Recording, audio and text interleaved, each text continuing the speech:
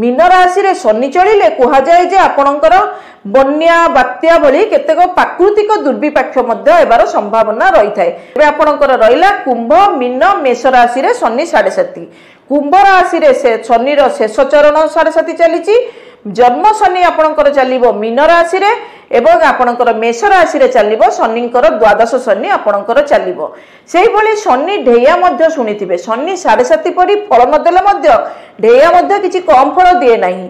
आपणकर ढेया मध्य मनुष्य को आपणकर अशांतिमय जीवन एवं आपणको मानसिक चापग्रस्त शारीरिक असुस्थता मध्य पकई थाए। पूर्वरु यह कर्कट राशि एवं बिछा राशि रे अवस्थित थिले।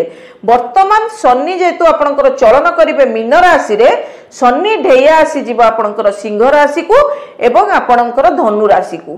तेबे एई दुईटा राशि रे शनिकर ढेया गोटे अष्टम शनि हला बेलको आ गोटे होउचंती चतुर्थ शनि। शनि